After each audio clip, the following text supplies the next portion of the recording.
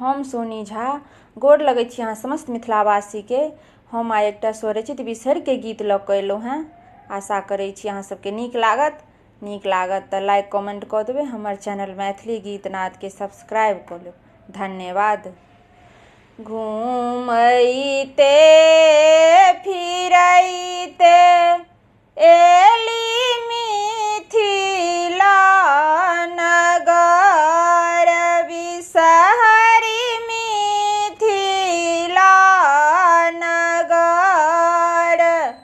माहे काल जोरी पवन तीन करैया गोहार।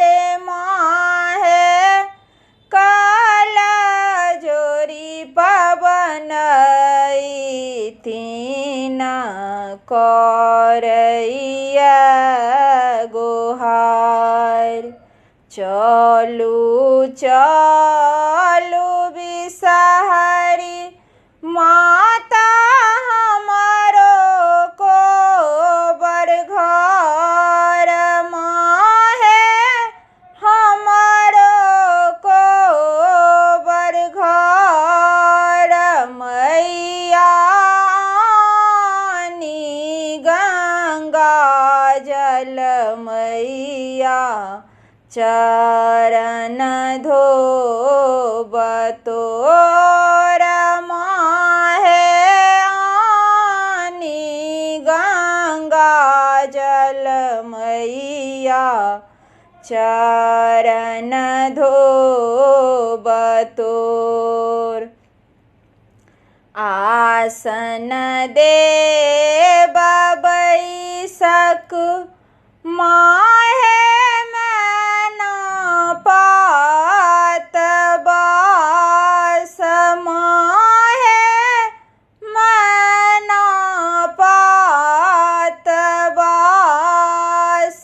माहे रची रची करब मैया अहाँ के सिंगार।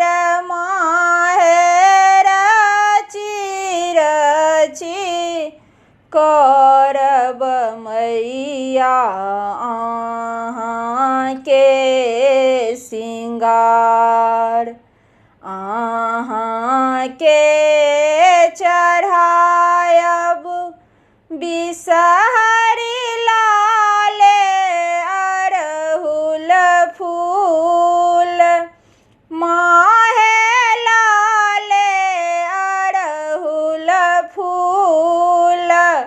माहे हमारो राखब मैया सिर के सिंदूर। माहे हमारो राखब मैया सिर के सिंदूर। अहाँ के चढ़ायब मैया छत सिंदूर। माहे छत सिंदूर। माहे हमारो राखब मैया गोदी भरी पुत्र। माहे हमारो राखब मैया गोदी भरी पुत्र। अहाँ के चढ़ायब बिसहरी लाबा और दूध। माहे लाबा और दूध। माहे हमारो राखब मैया मैया नैहर सासुर माहे हमारो राखब मैया नैहर सासुर।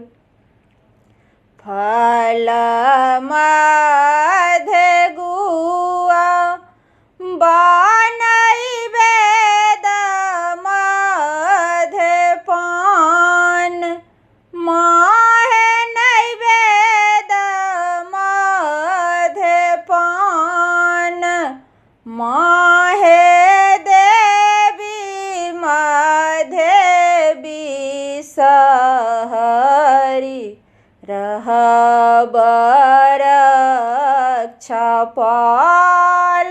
माहे देवी मध्य बिसहरी रहब रक्षापाल।